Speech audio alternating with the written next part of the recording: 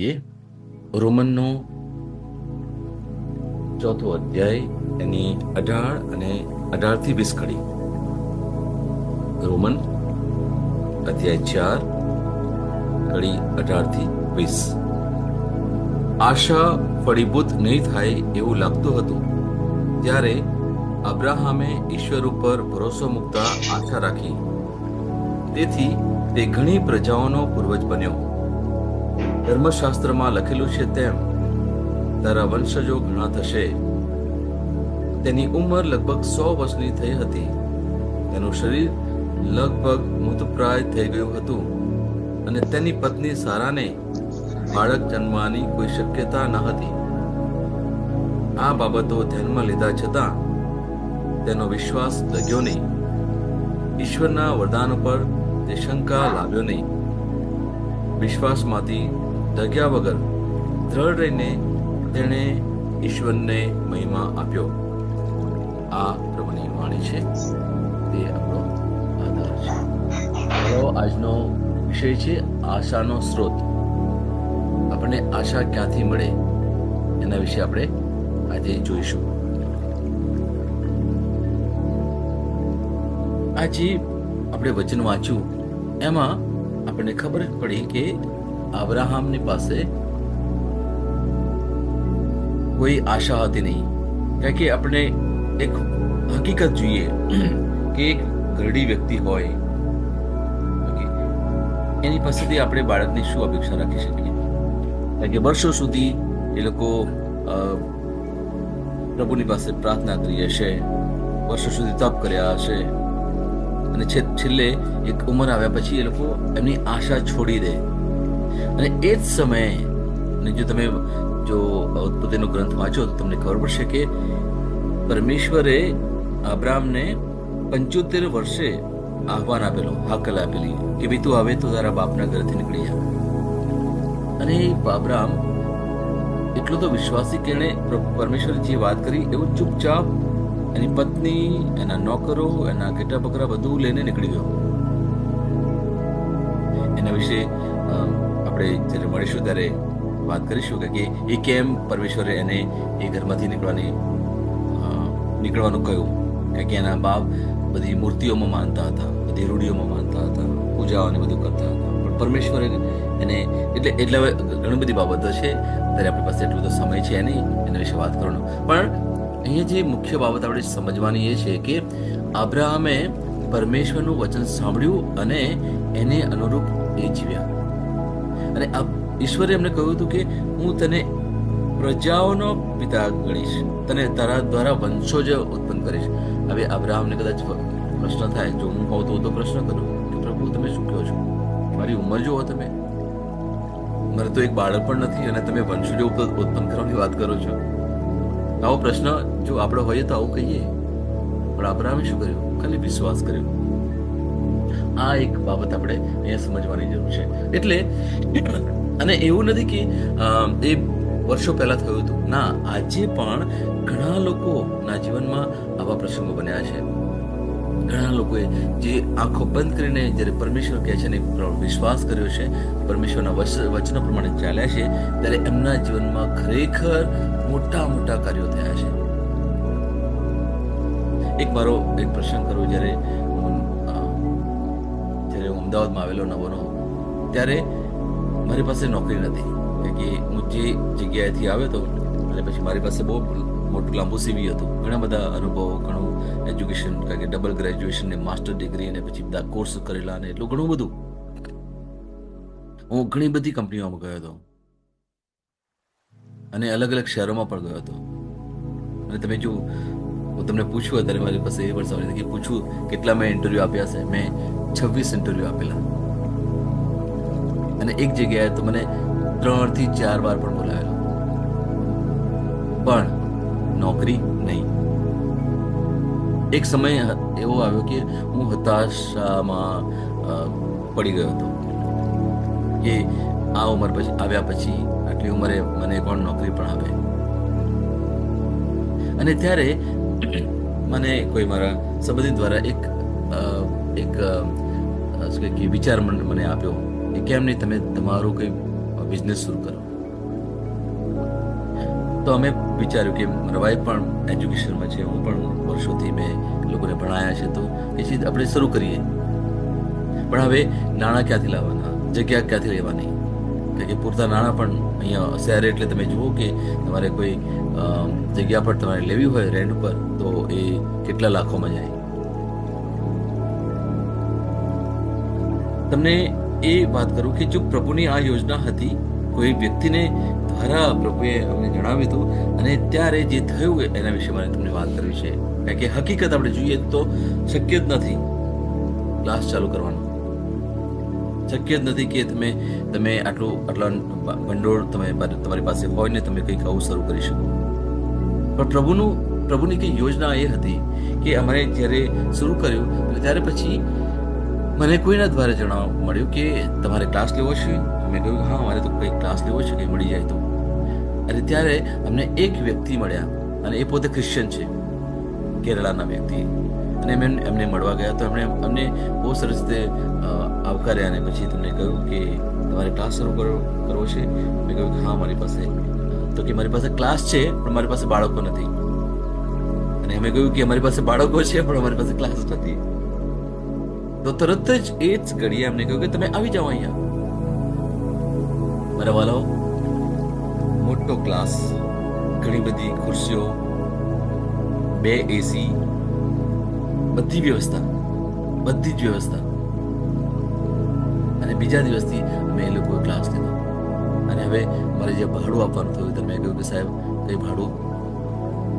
શરૂઆતમાં 1-2 ભાડા લીધા એમણે. પછી મને આ કહ્યું એમણે કે ભાઈ, પહેલા તમે કમાઓ, તમારું ભરણ પોષણ કરો, અને પછી એમાંથી કંઈ વધે તો મને આપજો. મારા વાલા, મને 1 વર્ષ સુધી મફતમાં એક ક્લાસ આપ્યો. અને એ રીતે મારો ક્લાસ શરૂ થયો.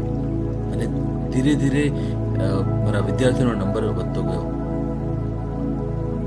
અને આજે મારી પાસે પોતાનો ક્લાસ છે, એવી જગ્યાએ છે, અને એ ઘણો મોંઘો ક્લાસ છે. આ એક ઉદાહરણ મારી પાસે એક તાજું છે, એટલા માટે હું તમને કહું છું. તમારા જીવનમાં પણ કંઈક નાની મોટી એવી ઘટના તો બની હશે. પ્રભુએ તમારા જીવનમાં પણ ઘણા ચમત્કાર તો કર્યા હશે. એટલા માટે હું તમને એક પ્રોત્સાહન આપું છું કે આપણે 2 બાબતો જીવનના સમજીએ. આપણા જીવનમાં 2 પાસા હોય છે, એક છે હકીકત અને બીજું છે સત્ય. જો હિબ્રુનો તમે 11મો અધ્યાય જુઓ તો એમાં બહુ સીધી વાત કરી છે. આપણે એના વિશે થોડું વાંચીએ પછી આગળ વધીએ. એમાં હિબ્રુનો 11મો અધ્યાય અને એની પહેલી કડી.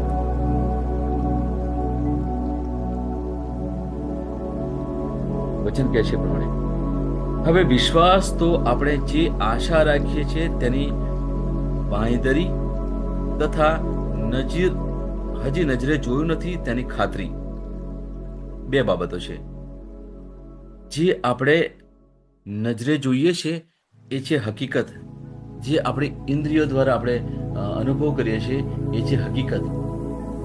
પણ જે સત્ય, જે આપણે નજરે જોઈ નથી શકતા, એના વિશે આપણે આજે થોડી સમજૂતી લઈએ કે હકીકત એ શું છે. અને એ પણ બાઇબલમાં લખેલું છે. એના વિશે આપણે બાઇબલના આધારે જે વાત કરીએ એ કરીએ. કારણ કે ફક્ત શબ્દો બોલવાથી એનું આપણે તથ્ય ના મળે, અથવા ઘણીવાર આપણે કદાચ બીજા રસ્તા પર જઈએ. એટલા માટે આપણે પહેલો કરીત એનો 15મો અધ્યાય અને 3 થી 8મી કડી. મને પરંપરાથી પ્રાપ્ત થયેલો અને જે મેં તમને પણ જણાવ્યો એ સંદેશ સૌથી મહત્વનો છે. ધર્મશાસ્ત્રમાં લખ્યું છે તે જ મુજબ ખ્રિસ્ત આપણા પાપને માટે મરણ પામ્યા, તેમને દફનાવવામાં આવ્યા, અને 3જે દિવસે તે સજીવન થયા. પણ તેમણે પિતરને દર્શન દીધું, ત્યાર પછી 12 પ્રેષિતોને દર્શન દીધું. આ હકીકત કહેવાય મારા વાલાઓ. એમણે જોયું ઈસુની સાથે શું થયું, અને પછી પુનરુત્થાન થયા એ પણ ઈસુએ જોયું. એટલે સુધી કે ઈસુએ એ લોકોને હકીકતમાં બતાવ્યું કે જુઓ, મારા હાથ જુઓ, મારું પડખું જુઓ. અને એટલે સુધી કે એ એમની સાથે જમ્યા પણ ખરા, હકીકત બતાવી, કારણ કે એ લોકોને સત્ય ખબર નથી. જે નહોતું દેખાતું એ ખરેખર જોઈ પણ નતા શકતા, કારણ કે એ ફક્ત ઇન્દ્રિયોમાં જ હતા. આજે કદાચ આપણે વિચાર કરવો પડે મારા વાલાઓ, કે આપણે ફક્ત ઇન્દ્રિયોથી જીવીએ છીએ કે આપણે સત્યથી જીવીએ છીએ? જે દેખાતું નથી એનાથી જીવીએ છીએ. આગળ આપણે જોઈશું જેથી આપણે ખરેખર સત્ય છે એ સમજી શકીએ. હવે સત્ય માટે એક આપણે નવું વાંચન જોઈએ. યોહાનનો 17મો અધ્યાય અને 14 થી 17મી કડી સુધી. યોહાન 17મો અધ્યાય લઈએ આપણે. 17મો અધ્યાય 14 થી 17 કડી. મેં તેમને તમારો સંદેશ પહોંચાડ્યો છે અને દુનિયા તેમનો તિરસ્કાર કરે છે, કારણ જેમ હું દુનિયાનો નથી તેમ તેઓ પણ આ દુનિયાના નથી. તમે તેમને દુનિયામાંથી લઈ લો એવી વિનંતી હું કરતો નથી. આ ઈસુ બોલે છે. ઈસુ પરમેશ્વર પિતા સાથે વાત કરે છે, અને કોના વિશે? આપણા વિશે. પરંતુ તમે દુષ્ટથી તેમનું રક્ષણ કરો તેવી વિનંતી કરું છું. જેમ હું આ દુનિયાનો નથી તેમ તેઓ પણ આ દુનિયાના નથી. સત્ય દ્વારા તમે પોતાને માટે તેમને અલગ કરો. તમારો સંદેશ સત્ય છે, જેમ તમે મને દુનિયામાં મોકલ્યો હતો. જુઓ તમે, પરમેશ્વર સાથે પ્રભુ ઈસુ કેવી રીતે વાત કરે છે, અને એ બે બાબતોની વાત કરે છે કે આ દુનિયાના લોકો છે એ ફક્ત ને ફક્ત હકીકત ઉપર ધ્યાન આપે છે. એ લોકોને જે ઇન્દ્રિયો બતાવે છે એ શારીરિક ઇન્દ્રિયો હોય અથવા મનથી જે લોકો વિચારતા હોય અથવા માનતા હોય એમાં જ વધારે એ લોકો માને છે અને એને સત્ય માને છે. પણ અહીંયા પ્રભુ ઈસુ પિતા પરમેશ્વરની સાથે જે વાત કરે છે એ કહે છે કે આ લોકો દુનિયાના નથી. દુનિયામાં હોવા છતાં પણ આપણે દુનિયાના નથી વાલાઓ. જો જલ્દીથી વહેલી તકે આપણે જો આ સત્ય સમજીએ તો બહુ સારું છે. અને જે લોકો પ્રભુ પ્રાર્થનામાં છે એ લોકોને તો મારે કહેવું પણ ના પડે. તમે કહેશો કે હા બ્રધર, અમને ખબર છે કે આપણે દુનિયામાં હોવા છતાં પણ આપણે દુનિયાના નથી. આ એક સત્ય કહેવાય મારા વાલો. એટલે સત્ય ફક્ત સાચી માહિતી નથી, પરંતુ માનવ જાતમાં પ્રભુની એક ઓળખ છે. જે લોકોએ સત્યનો અનુભવ કર્યો છે, જે લોકોએ સત્યને માણ્યું છે, એ લોકો પ્રભુ કોણ છે એ ઓળખવા તરફ ડગ માંડી રહ્યા છે. એ લોકો રોજ ને રોજ સત્યને શોધવા માટે પ્રયત્ન કરે છે. જો તમે ઋષિમુનિઓ જોતા હશો, ઘણા લોકો સંતો તમે જોતા હશો, એ લોકો શું કરે? એ લોકો દુનિયાથી અલગ જતા રહે, સમાજથી અલગ જતા રહે, દૂર જતા રહે. પોતાની જાતને આ દુનિયાથી અસ્તવ્યસ્ત થવા દેતા નથી. અને એ લોકો કેમ દૂર જતા રહે છે? કેમ ઘણા લોકો પ્રભુને શોધવા માટે એક અલગ પ્રકારનું જીવન જીવવા પ્રયત્ન કરે છે? એ લોકો વધારે લોકો સાથે વાત નહીં કરે, બહુ વ્યવહારમાં પડશે નહીં, અલગ રહેવા માટે, શાંત રહેવા માટે પ્રયત્ન કરશે. કારણ કે એ લોકોને પ્રભુ ઓળખવા છે, આ દુનિયામાં રહીને પ્રભુ ઓળખવા છે. એ લોકોને સત્યનું જ્યારે ભાન થઈ જાય છે ત્યારે એ લોકો દુનિયાની જે વસ્તુઓમાં વધારે રાજતા નથી. અને એ પ્રભુ આપણને અહીંયા કહે છે. પ્રભુ ઈસુનો આપણે દાખલો લઈએ કે એ જાહેર જીવનમાં તો હતા જ, પણ જે સમયે એમનો પ્રચાર બંધ થઈ જાય છે, જેમનું જે લોકોને સાજાપણું કરવાનું બંધ થઈ જાય છે, સાંજ પડી જાય છે, ત્યારે એ લોકો પ્રભુ શું કરે છે? એ પહાડોમાં જતા રહે છે. ઘણી વાર વહેલી સવારે પહાડોમાં જતા રહે, લોકો ઉઠે પણ નહીં એ પહેલા. ઘણા પ્રસંગો આપણે બાઇબલમાં તમે વાંચશો. લોકોને ઉપદેશ આપ્યો, હજારો લોકોને ઉપદેશ આપ્યો, અને પછી શિષ્યોને કહે છે તમે જાઓ પેલા ગામમાં, હું પછી આવું છું. એ સમયે ઈસુ શું કરતા હતા? એ પહાડમાં જતા રહેતા, એકલા જતા રહેતા હતા. કેમ? એ પિતા પરમેશ્વર સાથે વાતચીત કરવા માટે, એમની સાથે સમય ગાળવા માટે, એકલા સમય ગાળવા માટે. એટલે હકીકત શું છે કે હકીકત સત્ય તરફ આંગળી ચીંધી શકે, પરંતુ બાઇબલનું જે સત્ય છે એ આપણા જ્ઞાનથી ઘણું ઊંચું છે. બાઇબલના વચનો તો વાંચીશું, પણ એ વચનો એ કહેવાય ને કે બે લીટીની વચ્ચેનો સંદેશ છે actually, the message between two lines, અને એ રીતે કહેવાય. એટલે સીધું સીધું જો આપણે વાંચીએ અથવા સીધું સીધું ફક્ત સાંભળીશું ને તો ઘણી વાર આપણને સમજણ નહીં પડે. કદાચ આપણે કહીશું કે મેં તો 2 વાર બાઇબલ વાંચ્યું ને મેં 5 વાર વાંચ્યું ને 10 વાર વાંચ્યું, પણ એનો કોઈ અર્થ નહીં રહે મારા વાળાઓ. પણ તમે જેટલું પણ વાંચવું હોય, જેટલું પણ તમારી પાસે જ્ઞાન હોય, અને એની ઉપર આપણે મનન ચિંતન કરવાનું છે. જો તમે બ્રધર જોન્સનને સાંભળ્યા હોય તો એ પણ આ બાબત પર બહુ ભાર આપે છે, મનન ચિંતન કરવાનું. તમે એ પેલી ગાય કંઈ ખાઈ લે અને પછી એ શું કરે, એક જગ્યાએ બેસે શાંતિથી, અને પછી એ ખાવાનું ચાવ કરે, અને પછી થોડે ધીરે ધીરે એ પચાવે. એવું જ કંઈક આપણે પણ કરવાનું છે. વચન આપણે સાંભળીએ છીએ અથવા ઘણા વચનો આપણને ખબર પણ છે, પણ એની ઉપર શું કરવાનું છે? આપણે શાંતિથી બેસવાનું છે. એટલા માટે મેં વાત કરી. અને આપણે જે કરવાનું છે, જ્યારે પણ સમય મળે, તમે ભલે, આપણે બધા બહુ વ્યસ્ત લોકો છીએ, સવારથી રાત સુધી જોઈશું ને તે આપણે બહુ જ વ્યસ્ત છે, પણ એક સમય એવો ગાડીએ અને એમાં આપણે થોડું શિસ્ત રાખીએ કે આ મારો સમય છે. પછી એમાં કોઈ વ્યક્તિ મને ડિસ્ટર્બ ના કરી શકે. સવારનો સમય હોઈ શકે, રાતનો સમય હશે, કોઈ પણ સમય તમે નક્કી કરો કે આ મારો સમય છે, ફક્ત ને ફક્ત મારી જાત સાથે સમય ગાળવો છે. આ સમય ફક્ત ને ફક્ત મારા પ્રભુ સાથેનો સમય છે.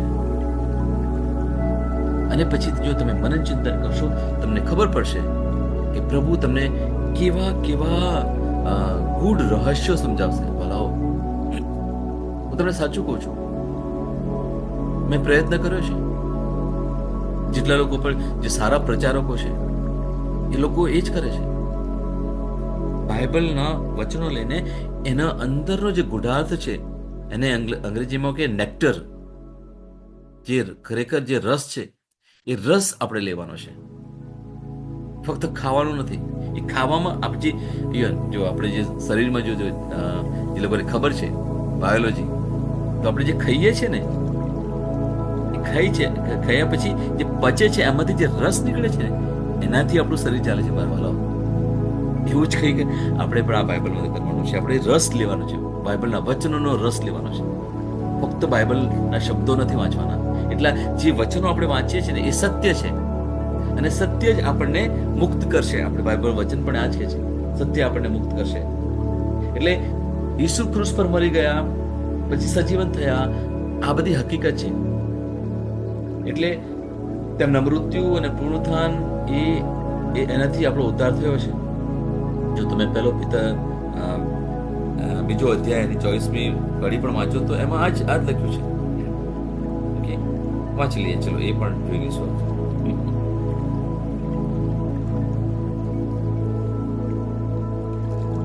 પહેલો પિતર 2 અધ્યાય એની 24મી કડી જો આ શું કહે છે?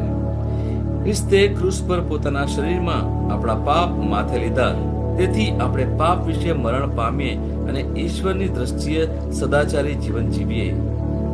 તેમને પડેલા ઘા દ્વારા તમને સાજા કરવામાં આવ્યા છે. એમના ઘા દ્વારા આપણે સાજા કરવામાં આવ્યા છે. ઘા એ હકીકત છે, સાજા કરવાની જે ક્રિયા છે એ સત્ય છે. આપણે બધું જ્ઞાન હોય, બાઇબલનું બધું જ્ઞાન હોય, એટલે સુધી કે આપણે કદાચ થિયોલોજી પણ કર્યું હોય, પુષ્કળ જ્ઞાન લીધું હોય, પણ એ ફક્ત મન સુધી રહે, દિલ સુધી ના રહે. પણ એ વચનો દ્વારા, ઈસુના જે બલિદાન દ્વારા શું થયું, એ છે સત્ય મારા વાલાઓ. અને અહીંયા સંત પિતર આ જ કહે છે કે તેમના પડેલા ઘા, એમના જે ઘા છે, એમની વેદના છે, એમને જે લોહી બેવડાવ્યું, એ દ્વારા આપણને સાજા કરવામાં આવેલા છે. સાજા કેવી રીતે? શરીરથી અને મનથી પણ. જે આપણામાં દુર્વૃત્તિઓ છે એનાથી પણ આપણે મુક્ત કરવામાં આવ્યા છે. એટલે મેં તમને વારે વારે હું તમને કહું છું કે આપણે એક સત્યમાં માનીએ કે ઈસુ જે ક્રૂસ પર મરી ગયા, આપણે આપણા બધા પાપો એમણે લઈ લીધા, આપણી બધી બીમારીઓ, આપણી બધી તકલીફો, બધી હાડમારીઓ, બધું એમણે લઈ લીધું. એટલે આપણે એકદમ પવિત્ર થઈ ગયા છે. ભલાઓ, આ માનજો, હું સાચું કહું છું તમને. આ હું નથી કહેતો, વચન કહે છે. આપણે માનવું રહ્યું. આપણે પવિત્ર છીએ જે લોકો પ્રભુ યીશુમાં માને છે અને આ વચન ઉપર વિશ્વાસ કરે છે, એ લોકો પ્રભુના છે. પછી તમે એવું વિચારી ના શકો કે હું તો પાપી છું. ના, આ શબ્દો જો તમે બોલો તો પ્રભુનું અપમાન કરીએ છીએ આપણે વાલાઓ. આ ખરેખર કહેવાય ને કે બહુ ગંભીર બાબત છે. સમજી જઈએ વાલાઓ, પ્રભુ આપણને પુષ્કળ પ્રેમ કરે છે. એટલા જ માટે એમણે એમના પુત્રને મોકલ્યો જેથી આપણે પાપથી મુક્ત થઈએ વાલાઓ. પાપથી મુક્ત થઈએ. ક્યારે આપણી જાતને ના ભૂલીએ કે હું પાપી છું. ના, એક સમય હતો આપણે પાપી હતા. એક સમય હતો જ્યારે આપણે ક્રૂસ પર મરવાનું હતું. પણ એક વ્યક્તિ આવીને એમણે આખી દુનિયાના પાપ એમની જાત ઉપર લઈ લીધા. એ વ્યક્તિએ પાપ નહોતું કર્યું ક્યારે જિંદગીમાં, નિષ્પાપ હતા, પણ એમણે આપણા પાપનું કવચ પહેર્યું હતું. આ સત્ય કહેવાય. હું જે તમને કહું છું એ સત્ય કહેવાય. એ ક્રૂસ પર જે કંઈ થઈ ગયું, એક સમય આવશે એના વિશે પણ આપણે વાત કરીશું. એ જે બાબતો બની, એમણે જે ઈસુએ જે અલગ અલગ વાક્યો બોલ્યા હતા, અલગ અલગ શબ્દો બોલ્યા હતા, એની પાછળનો શું અર્થ છે એ પણ એક સમય આપણે જોઈશું. પણ અહીંયા જે હકીકત સમજવાની છે કે ઈસુ મરી તો ગયા, પણ પછી એ દ્વારા શું થયું? એ દ્વારા આપણને શું મળ્યું? ઇનામમાં શું મળ્યું? ઇનામમાં આપણને નવું જીવન મળ્યું. Praise the lord. અને આ બાબત આપણે સમજવાની જરૂર છે કે બાઇબલનું જ્ઞાન હોવા છતાં સત્યનો ભેટો ના થાય એવું બને. હવે અને એ કેમ સત્યનો ભેટો ના થાય? કારણ કે અવિશ્વાસ હજુ પણ છે. જ્યારે મુશ્કેલી આવે છે ત્યારે આપણે થોડા હલી જઈએ છીએ. મુશ્કેલી આવે છે ત્યારે આપણે દુનિયાની રીતે વિચારતા થઈ જઈએ છીએ. પછી આપણે ભાગ દોડ કરીએ છીએ. પૈસા નથી તો ચલો આ કામ કરી લઈએ, પેલું કામ કરી લઈએ. સંબંધોમાં કડવાટ આવી ગઈ તો પછી આપણે બહુ દ્વિધામાં આવી જઈએ છીએ, બહુ દુઃખી થઈ જઈએ છીએ, નિરાશ થઈ જઈએ છીએ. આપણે બડબડાટ કરવા માંડી પડીએ છીએ. જીવનમાં એવા પ્રસંગો થઈ ગયા એટલે પછી આપણું મગજ એ જ બાબતોમાં ચાલ્યા કરે છે. અને આવું જ્યારે બને ને ત્યારે બાળકો આપણે ગમે તેટલા દેવળમાં જઈએ ને, પણ મગજમાં તો પેલો જ વિચાર હશે. પ્રભુને આપણે લઈએ છીએ આપણા એમના શરીર અને લોહી દ્વારા. એ પછી ઘણીવાર એક રૂઢી થઈ જાય છે આપણા માટે. કારણ કે જેવા આપણે દેવળમાંથી બહાર આવીએ છીએ ત્યારે આપણે દુનિયા વિશે વિચાર કરતા હોઈએ, દુનિયા વિશે વાતો કરતા હોઈએ. આ પ્રભુનું ભોજન લેવું ને મારા વાલાઓ, એ પણ બહુ જ ઉત્તમ છે. સૌથી શ્રેષ્ઠ જો કહી શકાય ને, સૌથી શ્રેષ્ઠ આપણે જીવન માટે આ દુનિયામાં એ પ્રભુનું શરીર અને પ્રભુનું લોહી આપણે ગ્રહણ કરીએ છીએ ને. કદાચ ઘણા લોકો રોજ ગ્રહણ કરતા હશે, ઘણા લોકો કદાચ અઠવાડિયામાં એકવાર કરતા હશે, પણ આ બહુ જ ઉત્તમ બાબત છે મારા વાલાઓ.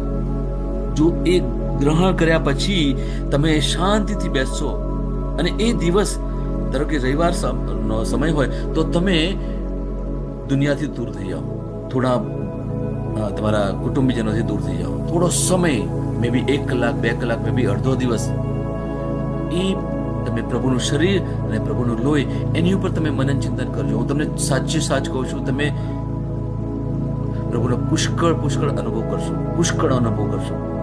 કારણ કે જે ક્રૂસ પર થઈ ગયું, જે ઈસુએ ક્રૂસ પર મરતા પહેલા જે શિષ્યો સાથે કર્યું, એની પાછળનો બહુ મોટો અર્થ છે. એનો બહુ મોટો અર્થ છે. આપણે પવિત્ર ગુરુવારે ફક્ત એક વિધિ દ્વારા આપણે કદાચ જોતા હોઈએ, અથવા પવિત્ર શુક્રવારે કંઈક વિધિ દ્વારા જોતા હોઈએ, પણ મારા વાલાઓ, પ્રભુ આપણા માટે રોજ મરે છે.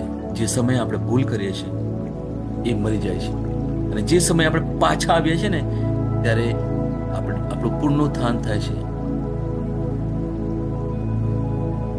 ત્યારે આપણી પાસે બહુ મર્યાદિત સમય છે એટલે હું વધારે વાત નથી કરતો, પણ વચનો છે અને આપણે ઘણી બધી બાબતો સમજવાની પણ છે. સમય આવશે, પ્રભુ ચોક્કસ આપણને એવો સમય આપશે ત્યારે આપણે બધા મળીશું અને આપણે દિવસો સુધી આપણે એના વિશે ઊંડાણથી સમજવા માટે પ્રયત્ન કરીશું. વાલાઓ, તમે બીજાઓને પણ વાત કરજો કે ખરેખર આપણે જે પ્રભુમાં માનીએ છીએ એ બહુ જ મહાન છે, એ સત્ય છે. આપણા એક જ એવા પ્રભુ થઈ ગયા આખી કહેવાય ને કે આખા ઇતિહાસમાં કે આખી દુનિયામાં, કે એ મૃત્યુ પર વિજય પામ્યા, એ પુનરુત્થાન થયા અને આજે પણ આપણા હૃદયમાં એ જીવંત છે. આપણને હંમેશા એ પ્રેરણા આપતા રહે છે, આપણને હકીકતથી દૂર પણ સત્યથી આપણે સભાન કરાવતા રહે છે. આપણે આગળ જોઈશું, પણ આજે હવે આજના માટે આટલું જ પૂરતું રાખીએ, કારણ કે આપણે એક પ્રભુનું વચન પણ લેવાનું છે અને જ્યાં આપણે વચનની ઘોષણા પણ કરીએ છીએ. મને થોડો સમય આપો, આપણે એક સાથે વચનની ઘોષણા કરીશું.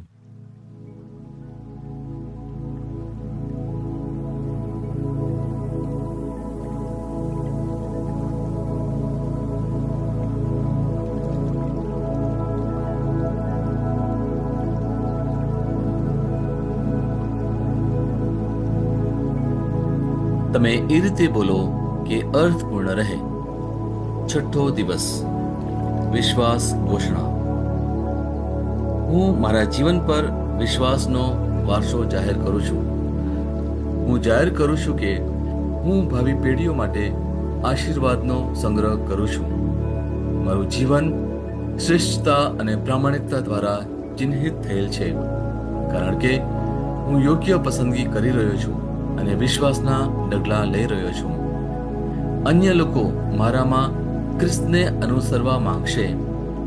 પ્રભુની વિપુલતા આજે અને રોજ મારા જીવનને ઘેરી લે છે. આ મારી ઘોષણા છે. દૈવી સ્વાસ્થ્ય કબૂલાત. જે પણ પ્રભુથી જન્મે છે તે જગત પર વિજય મેળવે છે. હું પ્રભુથી જન્મ્યો છું, તેથી મેં જગત પર વિજય મેળવ્યો છે. જો કોઈ પડકારો કે મુશ્કેલીઓ મારા માર્ગમાં આવે, તેનાથી મને કોઈ ફરક પડતો નથી, કારણ કે હું એક વિજેતા છું. કારણ કે હું પ્રભુથી જન્મ્યો છું, હું બધી બાબતોમાં વિજયી છું. હાલેલુયા. હું જે પણ ઈસુના નામ પર બોલું તે થશે જ.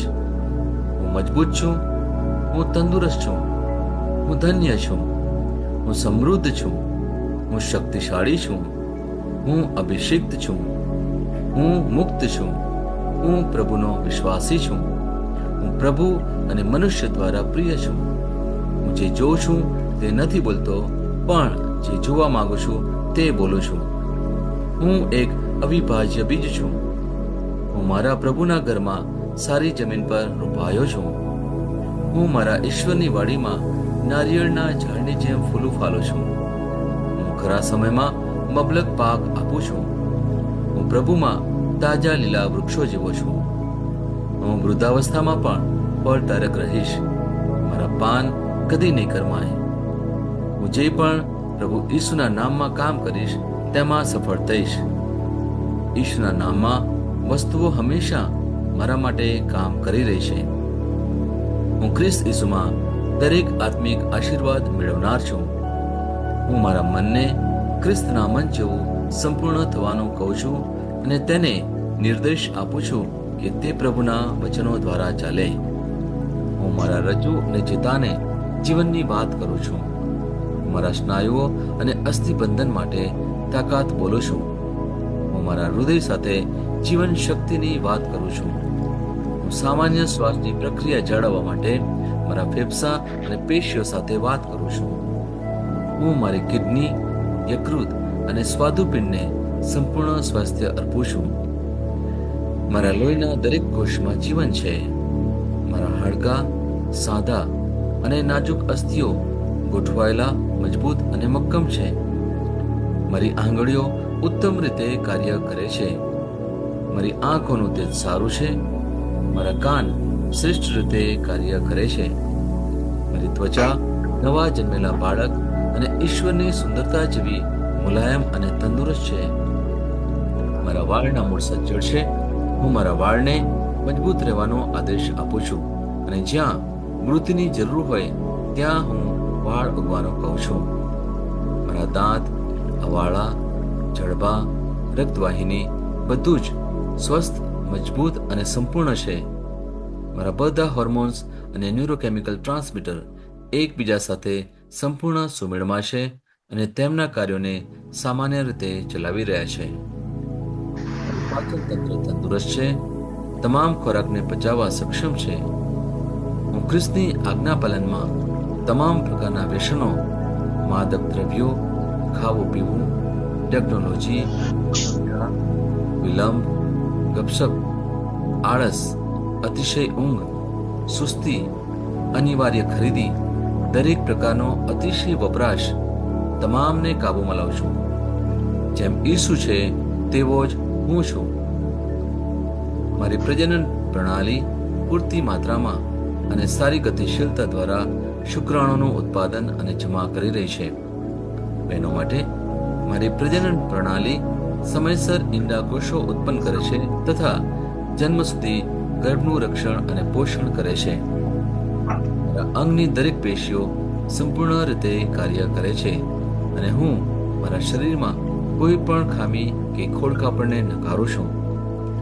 મારી સંપૂર્ણ માનવ શરીર રચના અને શરીર વિજ્ઞાન ખ્રિસ્ત ઈસુમાં પૂર્ણ થયેલ છે.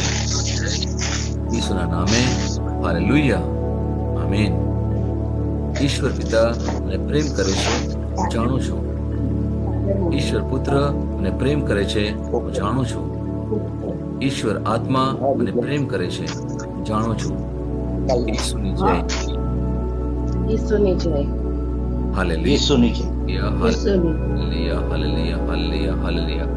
Hallelujah, hallelujah, hala karama shekiri kiri mishikala rababa sharaba kiri bikiri mashalokhaya libara mahake tore shiri bikala bashikiri mitala baratri kiri mishala kharatri shikara libara bahakara mashikili libara bashikiri kiri mishitli kiri mishala karama shitora bakara kara nishikare libara bathara hati kiri mishula mikara mashitora kalama shitiri kara kara kara mashitire hallelujah rabasha baraba shikiri mishikiri bala kharatri shitire shikiri mishikiri bakala Tore Baba, Iri Barabasha Kramashetri Rara Yarabasha Barabashi Kirmishiki, Barabala Karamashetri Rara Karamashala Karabashi Kurmashitira, Liharam Haki Roshi de Barabasha Barabala Karamashi Kirimishi Berabara, Libarabashi Beribishi Barabara Karamashi Kurpita, Nibarabane Hotiri Barabakara Klamashi Kurmasitra Bashitora, Bibara Mahaturu Shikiri Labashi Beribashari Barashida, Libarabahadi. Rodi da bashini dharma hati lokribishna rabala bakara mashakara kara kara mashik lokribishata nihide ba hatu chodi dipata mahole rabashala krimashudira bibar bahokna shukla makita dira bakna moshila bakri bashala tira bashila libara hatara shikri shikri kremishiguruka libara bachakara mashala kara kara mashitur shikara bashutri mish libara bashala mashitir bala kara mashitur klebashitira lihatara makhole kara bashikri bashitira Libara Bashuri Betira Bashiri Barabaka Libara Bashara Alalia Labakalamashi Kilikala Karamashara Bakara Karamashide Bahator Mishiri Berabashori Betar Bashik Karabashitana Liba Shabadata Hotiri Bahala Karakoshitara Bahatara Mashukiba Ilikarish Tomashitana Ribara Shikari Hallelujah Bakarabashitira Hallelujah Rakaramasitira Bashitira. Jesus praise you. Hallelujah. Hallelujah. Hallelujah. Hallelujah. Hallelujah. पिता परमेश्वर no जय हो. पिता परमेश्वर no जय हो. प्रभु यीशु no जय हो. प्रभु यीशु नो जय हो. पवित्र आत्मा नो जय हो. पवित्र आत्मा नो जय हो. पवित्र त्रैक्य नो जय हो. पवित्र त्रैक्य नो जय हो. यीशु ने जय. यीशु ने जय. Praise the Lord. Praise the Lord.